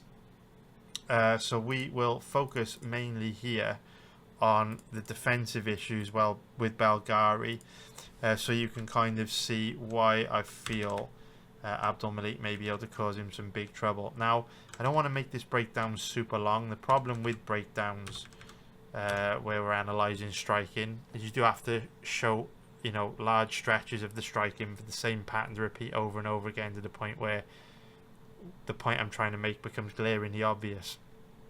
Which obviously isn't an easy thing to do without making this breakdown for this fight alone 40 minutes. So we will skim through to some extent. I'd recommend, if you want to see exactly what I'm talking about, go watch Belgaroui's fights against Tulio and this one, and you'll kind of see the fact that he does tend to get dinged quite a bit on the feet. So we're going to skim through this one. We're going to ignore the grapplings. I wouldn't expect too much grappling in this fight. Belgaroui's pretty difficult to take down and hold down. Abdul-Malik may be able to steal rounds with takedowns. He's certainly the more well-rounded fighter. But what we're seeing here from Belgaroui generally is his fighting style, where he kind of circles on the outside and just chips away at you from the outside. But you kind of see the issue in sequences like this, right, where Bekaev kind of blitzes forward, catches him with a two-punch combination, but finishes with a nice clean right hand. Watch here. See that nice clean right hand? Now, it's hard to knock someone like Belgaroui out, who's constantly moving away from you. When they're circling away from you, it's very difficult to land with enough impact to put him away. So Belgaroui's got that going in his favour. However, he is a bit of a sitting duck on the feet, and a guy like Abdul-Malik is so explosive, he covers distance so quickly, that I think if he starts springing forward and letting his hands go, Belgaroui will eat big shots and will take big damage. The problem Belgaroui's got in a fight like this is that he doesn't really have any power in his hands, and as a result, he'll find it difficult to get respect from Abdul-Malik, because Abdul-Malik doesn't need to worry about coming for. I mean, you can see you get caught with a clubbing right hand there, just here, you know. And this is a problem a lot of these abnormally tall and long guys like Belgaroui have got. 6'5" for a middleweight's huge. You know, guys with that body type, your James Vicks. You know, you think about guys like Jalen Turner, even Sam Patterson last weekend against MVP. Guys like that are typically pretty bad defensively and susceptible to the knockouts. While Belgaroui does have good footwork, good movement, he's a very technical kickboxer. At the same time, he is a bit of a sitting duck. And one thing that doesn't help is that he tries to counter a lot of his opponents with kicks and knees, which is a huge mistake, because obviously a lot of the time when you're throwing kicks and knees, you're throwing them with your hands down low, you're off balance, and your chin is usually up high and exposed. So it does make him very, very susceptible to getting dinged. So we'll just skip through to the midway point of the fight. And I would imagine this fight to play out against Abdul-Malik pretty similar, where Belgaroui, you see him eat a huge right hand there, right? I would imagine this fight against Abdul-Malik to play out in a pretty similar way, to be fair. Belgaroui landing more volume from the outside, chipping away at Abdul-Malik. I just think it's going to be difficult for Belgaroui to circle away from Abdul-Malik for 3 rounds without taking big damage or getting himself knocked out. I think Abdul-Malik is a lot more dangerous on the feet than Belgaroui, and Abdul-Malik will obviously be looking to take Belgaroui out. He's probably not going to be looking to wrestle. And so yeah, you can see Belgaroui looking a little bit vulnerable on the feet. We go into round 3. Again, I don't want to make this breakdown super duper duper long, but again, you can see him eat a big right hand counter there. Bang, eats a big right hander, he takes it, gets a finish shortly after. But yeah, basically I think that Belgaroui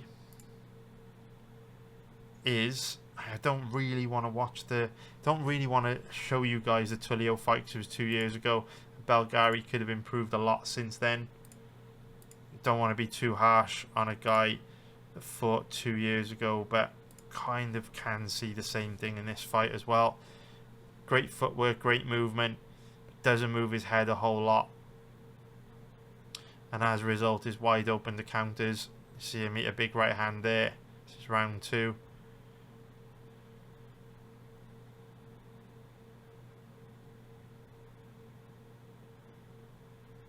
I mean, it's going to be the Belgaroui by, you know, death by 1,000 cuts, with him outpointing Abdul-Malik by a wide margin. I think Abdul-Malik is going to fucking send him the shadow round, brutally knock him out. But you can just see sequences like this where he gets caught a bit flat-footed up against the cage, gets trapped. Tulio's not able to land, but Abdul-Malik very dangerous. You can just see in sequences like that, right? Knocks his gum shield out. We know Abdul-Malik likes to blitz forward. I mean, you know, if we slow this sequence down here, watch. This is the last I'm going to show, and then we're going to move on. It's a spinning elbow there. Clean right hand there. Clean left hand there. I mean, don't get me wrong, he's got a chin on him. But with how dangerous of a striker Abdul-Malik is, big right hand there. I mean, he's lucky he's always backing up. It does take a bit of the impact off these shots, but Abdul-Malik is a very, very dangerous opponent. So yeah, not a super confident bet by any means. Belgaroui's very good. He's a decent counter striker, but I think he will find it difficult to avoid getting knocked out in this one against Abdul-Malik. And I think Abdul-Malik could inflict a lot of damage. Might also have a bit of success with his wrestling, to be fair. Belgaroui's takedown offences look good, but Abdul-Malik is quite a physically imposing grappler, and his cardio seems decent as well. So yeah, those are the reasons why I like Abdul-Malik. I'm not going to go watch a bunch more footage, otherwise it'll increase the length of this breakdown video by quite a lot. But go do your own research, let me know what you think. In terms of the fight spread, not too interested in the fight spread, because I think Abdul-Malik's most likely to knock Belgaroui out, in my opinion. And I've already got money on Abdul-Malik's money lines. Don't really want to double up on the fight spread.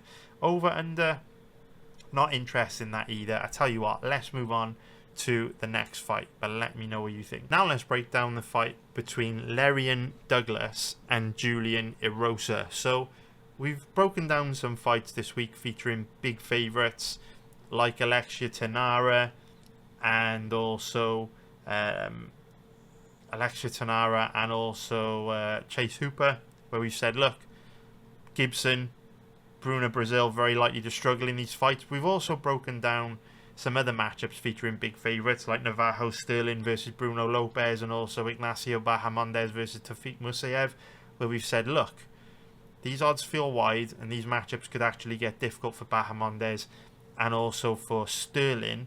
And I think this matchup between Erosa and Douglas fits more into the Stirling Bahamondes type of situation, where the odds on this one do feel pretty wide to me. And when I look back at Lerryan Douglas's past fights, I can't help but feel that these odds are set more on the betting market judging Julian Erosa for all of his weaknesses and not necessarily making Lerryan Douglas a big favourite because of how good he is. I mean, look at his record, 13-5, and that record's been put together from performances outside of the UFC. So yeah, it's a bit of a strange one, to be honest with you. The odds feel very wide to me on this one, and I wouldn't be at all surprised if this matchup ended up being super competitive.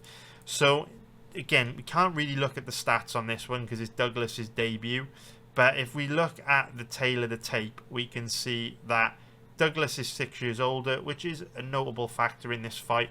Erosa at 36 years old, pretty old for a featherweight, and he is declining from fight to fight. He is getting worse, there's no doubt about that. He demonstrated really bad fight IQ in his last matchup against Melquizael Costa, where he failed to beat a fighter who was basically fighting with a broken toe from the first round. Bad fight IQ cost him that matchup. You can see Erosa also a bit taller, quite a bit taller actually, and 2-inch reach advantage, and the height and reach advantages do compound for him. In terms of how these two match up from a stylistic point of view, I wouldn't expect to see much grappling in this fight. Lerryan Douglas, for the most part, is a pure striker, and whilst Erosa at times will attempt takedowns, the Melquizael Costa fight proved that he's incredibly stubborn, and even in situations where if he grappled more, he would probably win easily. For some reason, he lets his ego get in the way of him, and he chooses to stand and bang instead. Melquizael Costa was struggling to stand up at times in his last fights. He broke his toe in the first round. We know Melquizael Costa doesn't have the best takedown defense, yet Erosa didn't really try that hard to take him down, which is a huge tactical error because the end ended up getting outstruck by a guy on one leg, which kind of sums up the frustrations I have with Erosa at this stage in his career. But that doesn't change the fact that Erosa is very tough. He is very durable. Yes, he's been flash KO'd from time to time because he has, the same weakness a lot of abnormally long and tall fighters have. We've talked about this with Yousri Belgaroui this week, where guys that are abnormally long and tall for their division do tend to have a bad case of giraffe neck. You can see the giraffe neck. Erosa's got giraffe neck. Belgaroui's got giraffe neck. No one else, if we scroll down. McKinney's got a bit of giraffe neck, to be fair. Bahamondes, he's abnormally long and tall for the division. He's got giraffe neck. Musayev doesn't. Hooper's long and tall, bit of giraffe neck. Tybura, no. Fortune, no. Gabriela Fernandez, no. Lopes, no. Stirling, no. Ricky Simone, no. Yanez, no. Bruno Brazil, a little bit actually. Tanara, no. So yeah, long and tall, giraffe neck makes you more susceptible to the knockout. It's a proven scientific fact. I need to write a fucking medical paper scientific study on it one day from all my anecdotal decades of experience. But anyway, Julian Erosa generally is a pretty tough fucker. We've seen him in some wars. He can take a lot of damage. Yes, he's prone to getting KO'd every once in a while, but you literally have to put him asleep to finish this guy. He is tough as nails. He also has great cardio. He's able to fight at an extremely high pace for 3 rounds without slowing down. That's one of his superpowers. And Erosa is a tough opponent to face on your debut because he will be in your face, forcing you to engage for the full 15 minutes. There's no feeling out process with Erosa. He goes to war. He sprints from the first second to the last. And he's well-rounded enough to cause you problems everywhere. He throws a very high volume of strikes. Reasonably good grappler. And he's a high-pressure fighter. He just puts it on you. He's non-stop, action-packed, flat-out relentless.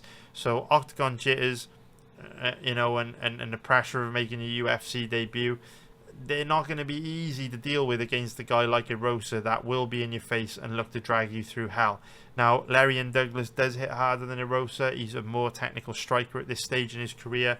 In Erosa's career, Douglas is better defensively. But if Erosa can force Douglas to fight at a high pace, drag him into a war early, and avoid getting knocked out early, I think this one's likely to be razor close. So all the value lies on Erosa this weekend. You'd be crazy to bet Douglas. I don't personally want to bet Erosa pre-fight because, you know, I mean, he couldn't beat Malquizel Costa on one leg, so I don't like his chances of beating any featherweight this stage in his career. But we do know he is tough, he is durable, he does have great cardio. He is 1-3 in his last 4 fights. You know, his last win came less than a year ago. Is there life in the old dog yet? Perhaps. And maybe Lerryan Douglas will find that out the hard way on Saturday night. But Douglas is tough. Not the most aggressive, but he hits hard. He's technical. One thing that's very notable to me when you watch Lerryan Douglas's past fights is that he is able to completely control the stand-up exchanges, which makes things relatively comfortable for him.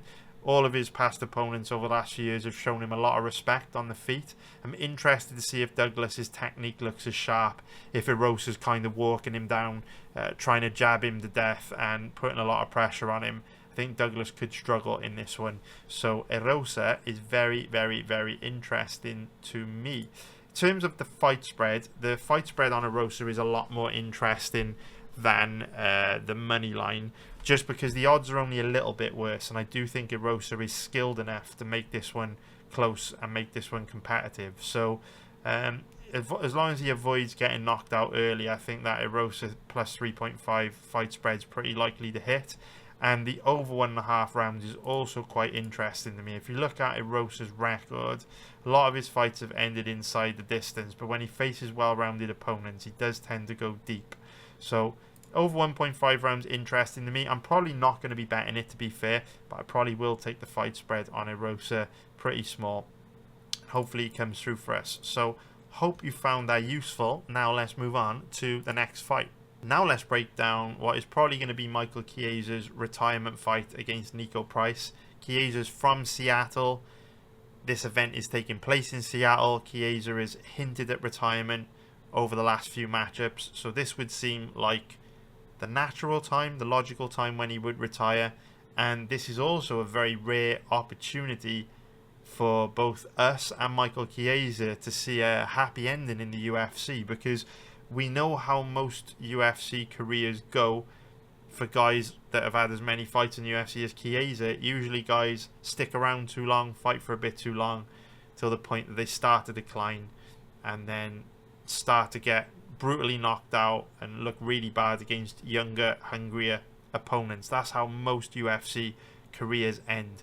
Chiesa is being given a very, very favourable matchup here, a very favourable situation from the UFC to go out on a high, have a nice dominant, stress-free win in which he can retire in front of his hometown, and a very, very rare, like I say, rare happy ending, rare fairy tale ending potentially on the cards tonight if Chiesa does retire. But obviously one of the reasons why so many fighters you know, have such a bad end to their UFC career where their legacy gets destroyed is because it's hard to retire on a win, right? A lot of fighters, when they win, they're like, you know what, one more fight, I've still got it, one more fight, I've still got it, and before they know where they are, they're on another 3-4 fight losing streak and on the receiving end of a few brutal knockouts. Hopefully that won't be the case with Chiesa, because he has declined a lot in recent years, but should be way too much for Niko Price to handle.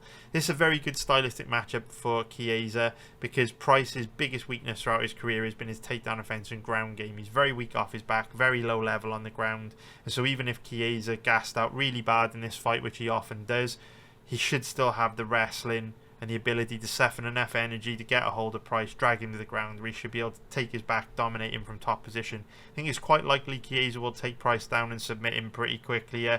it's a great stylistic matchup for Chiesa. Yes, Chiesa's declining. Yes, his cardio's bad, but he's levels and levels and levels and levels and levels above Price on the ground, and Price doesn't have the takedown offense to keep this one standing.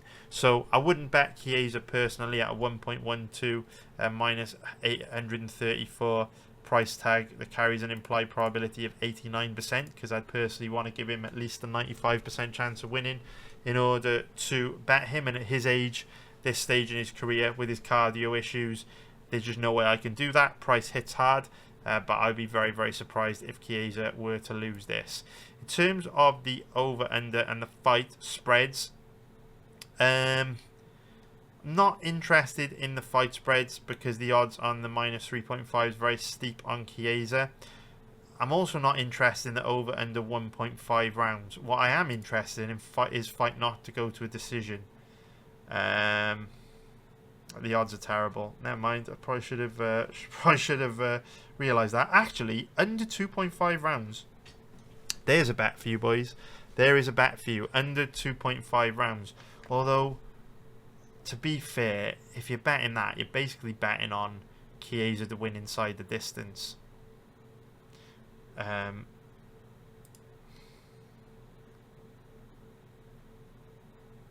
Which is about the same odds. I suppose if you bet this, it kind of covers you in the event that Chiesa gets injured, or there's a disqualification, or Chiesa gets flash KO'd. So yeah, under 2.5 rounds is a better bet. I think that's actually a good bet that I will take. So yeah, hope you found that. Now let's break down the fight between Alexa Grasso and Maycee Barber. So, little bit annoyed at myself for this one. I started researching this fight last Friday when Barber was about a 1.67 minus 140, I believe, favourite, and I didn't have time to finish researching the fight because both girls are decisionators, and it's the type of fight that would have taken quite a while to get through. Then on Saturday, obviously we spend all day Saturday live betting football. There's hundreds of football matches to live bet, so didn't have time to get back to it on Saturday. And then by the time I came to research the fight on Monday, or finish researching the fight on Monday, Barber's odds have been absolutely steamed. So even just hesitating for those 3 days, or not hesitating, but just not having the time to finish researching, cost me to the point where I'm now not able to bet Barber, because I think it's difficult to find value in her in this odds range. But at 1.67, I think she would have been pretty nice. I actually think her odds have corrected to where she probably should be. At 1.67, that's an implied probability of 60%. That's minus 149. I think you can cap Barber at like 65% and find value on her in that odds range. But now at 1.53 for an implied probability of 65%, the odds are pretty much where they should be. And capping Barber at 1.7 in this fight, I think, or sorry, capping Barber at 70% in this fight is too aggressive for me, even though I do think she wins this. So yeah, it's a reluctant pass on Barber from me. In terms of how these two match up stylistically and how this fight's likely to play out, I think this matchup will largely depend on how much grappling we get from Maycee Barber. In fact, it may depend on how much grappling we get from Grasso. This can actually be one of those fights where I think it's just best to lay it all out for you. Because it's a complex fight with a lot of different layers. So we'll talk about how they match up standing up and on the ground, and then you can make your own decision based off the information that I give you. So in terms of how they match up on the feet, Grasso's the more technical fighter and better defensively. Barber hits a lot harder. I think it will be difficult for Barber to outstrike Grasso, because Grasso throws a very high volume of strikes. But Barber may still have some success on the feet by landing harder, more damaging shots. Barber's also the more diverse striker. She's nasty in the clinch, throws a lot of kicks. Grasso, on the other hand, more of a pure boxer. If we take a look at the fighter comparison tool, we can see both girls are about the same size. Barber's 5 years younger, but I don't think it means anything in the context of this fight. Again, I also don't like using the stats too much on this fight, because Grasso has fought a much higher level of opponent than Barber for the most part over the last few years, which is going to skew the stats. And make Barber look better on the feet than she actually is relative to Grasso. Like if Barber had fought Valentina 3 times, obviously that would bring her stats averages down. So yeah, stats aren't too useful on this one in my opinion. So yeah, on the feet, Grasso, higher volume, more technical, better defensively, but can't really hurt Barber the same. Barber's tough as nails, very durable, big power in her hands. On the ground is where things get super interesting, because they both are pretty easy to take down. Both girls have got quite bad takedown defense, and both of them have incorporated more grappling, or more wrestling I should say, into their strategies in recent years. And so I would expect to see a decent amount of grappling in this fight, and I'd expect both of them to have some success with takedowns.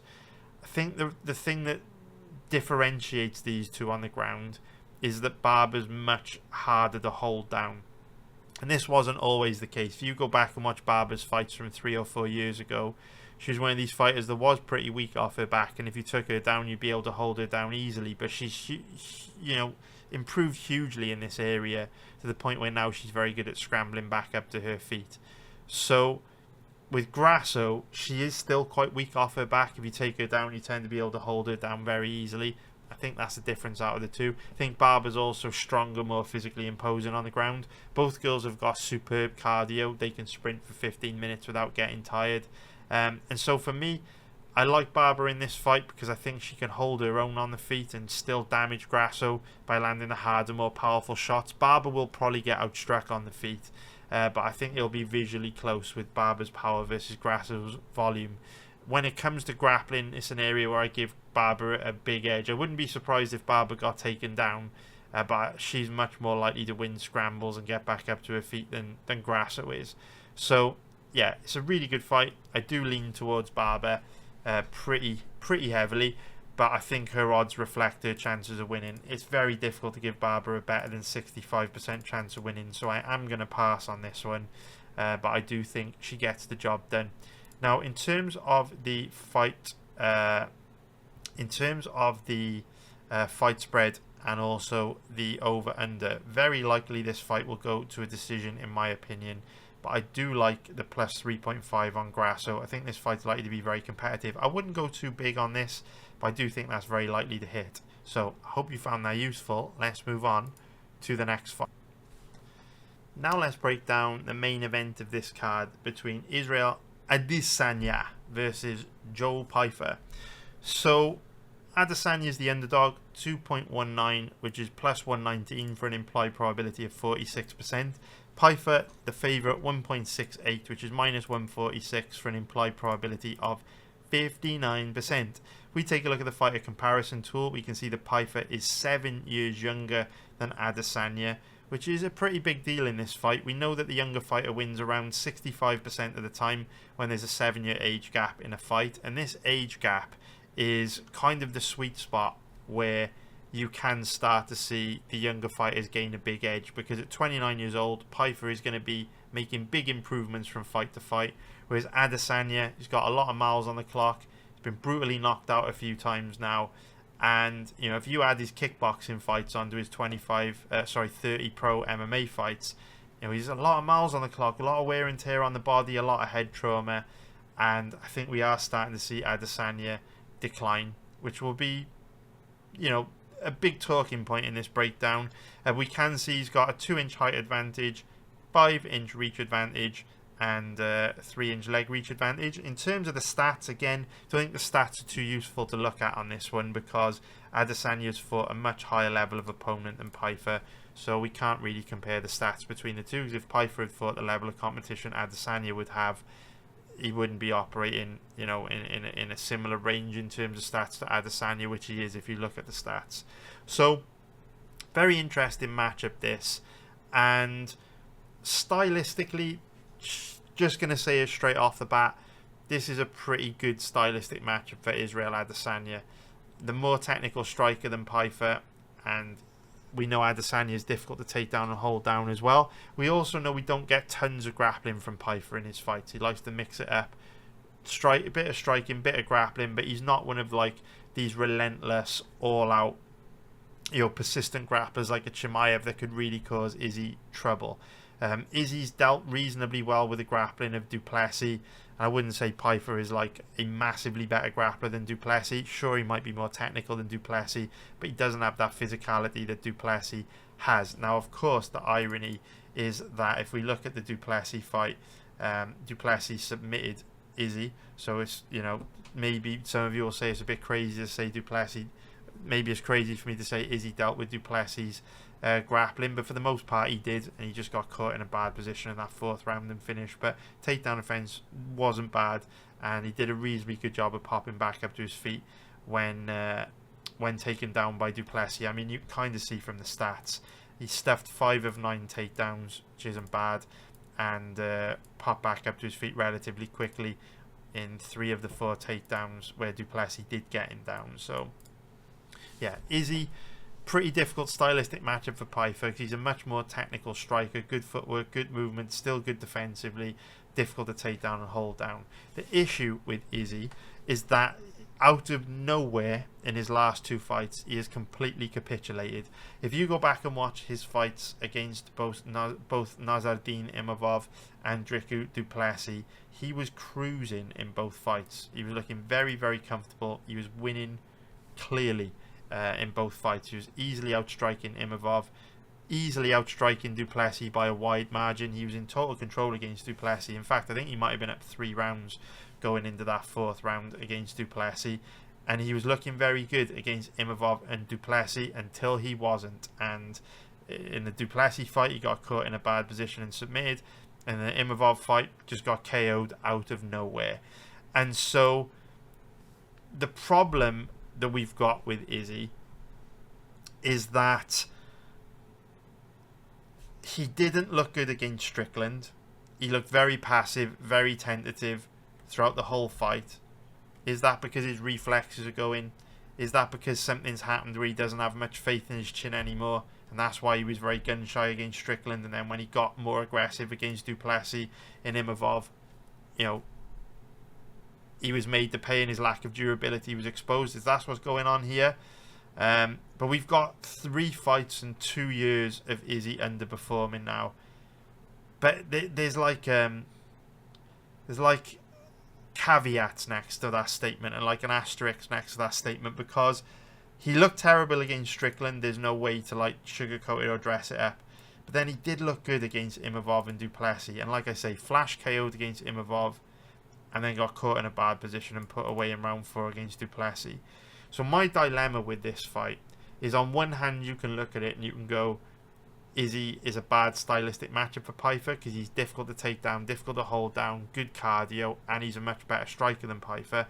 And Pyfer slows down as fights wear on. Go take a look at the Jack Manson fight. Pyfer was very ineffective in rounds 4 and 5. So Izzy's got a lot of advantages on paper, but Izzy is also at that stage in his career where you would expect him to be declining, and there's no smoke without fire. We've already said almost 30 pro MMA fights, bunch of kickboxing fights, bunch of brutal knockouts, bunch of head trauma, bunch of injuries. Izzy is at that stage where you'd expect him to start declining, and on top of that,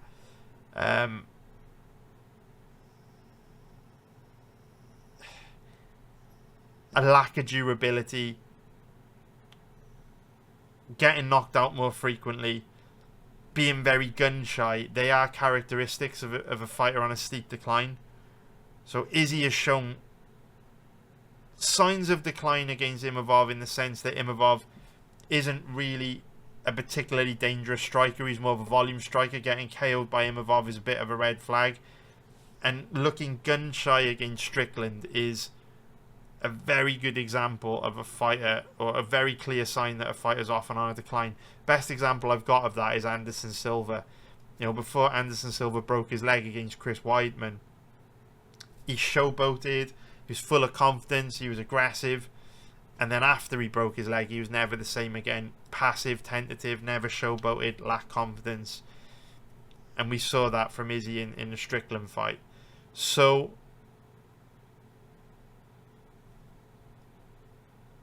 we've got evidence to suggest Izzy's on a decline. At the same time, where predicting the outcome of this fight gets difficult is that with almost everything MMA related, we're dealing with very small sample sizes. And if we look at this fight through a slightly, or if we look at Izzy's past fights through a slightly different lens, the Strickland fight could have been an off night. He looked great against Du Plessis before getting caught in a bad position in round 4 and finished. And he looked great against Imavov before getting caught and knocked out early in round 2. I think a big mistake big mistake people that bet on this sport make is that they jump to conclusions and they form very strong opinions and very strong conclusions based off unreliable information. I think that's the reason why Bruno Lopes is such a big underdog this weekend. He got brutally knocked out early against Dustin Jacoby in his last fight. Now people think he's got no chance against Stirling because Sterling's way better than Jacoby and Lopes is a chinny bum, right? They form a strong opinion on one fight. It doesn't matter about what the guy did in 10 fights before that. And that could be going on here. Because I think people grossly underestimate the role that luck plays in professional sports, all professional sports. And when you're as old as I am, 41 years old, you've been doing this as long as I have, your ego kind of evaporates and you just start to look at the world for what it is and focus on what is true and just accept that luck plays a massive role in life, especially in sports. And if Izzy was not KO'd by Imavov, he probably would have gone on to clearly outstrike Imavov for 5 rounds, put a clinic on him and win a very dominant decision, and then we wouldn't be doubting Izzy. If he didn't get caught in a bad position against Du Plessis in the 4th round, he probably would have won a very comfortable decision against Du Plessis, and again we wouldn't be talking like this. In fact, we probably would be, because he probably would have fought Chimaev for the title and got destroyed, but that's a conversation for another day. Point being, we can't be sure Izzy's on a decline. It could just be bad luck. His last 3 fights could be bad luck. Of course, there's no smoke without fire. He is getting old now. He's shown us things which are synonymous with fighters on a decline. But if Kylian Mbappe, loses 3 games in a row for Real Madrid, you don't hear people saying he's done, he's past it, he's got, he's declining, he's a bum, blah, blah, blah. You don't get that in any other sport. If Tom Brady, in the height of his career, lost 3 games in a row, even towards the end of his career at the Buccaneers, lost 3 games in a row, people wouldn't be saying, oh, he's done, he can never play again, he's over. If he loses 1 more game, his career's finished. MMA, boxing, they're strange sports where fans form opinions, really strong opinions on unreliable data, unreliable things. It's just 3 fights. You know what I mean? It's literally just 3 fights. And he's looked good in 2 out of 3 of them, to be fair. Good performances aren't always rewarded, and they certainly haven't been in the last 2 fights for Izzy. So it's a very interesting fight. I haven't really got too much more to say about this. It's a good stylistic matchup for Izzy, but it can reach a point in a fighter's career where they just find ways to lose. They've got nothing else left to give. They've lost the fire. They're not as durable as they used to be. Their reflexes are gone. And it tends to be a slippery slope from there, that when they run into young, hungry bulls like Joe Pyfer, the young, hungry bull often finds ways to win. So for that reason, I'm going to pass on this one, but I'm very interested in how it's going to play out in live betting. Hopefully we can make some money on it live. It's a pretty good card for live betting. Fingers crossed we'll put another profitable night in the bank. Made a little profit last week. Hopefully we can add to it some bets this week. In terms of the fight spread, not interested in either of these fight spreads. Not interested in the over under either. So if you found that useful, thank you very much for watching. Please hit the like button and subscribe below. Join my live betting group. You won't regret it. Why you will earn will pay for the membership fees 10 times over. Have a great time. Have a great week. I'll see you all next weekend. Nice one, guys. Bye.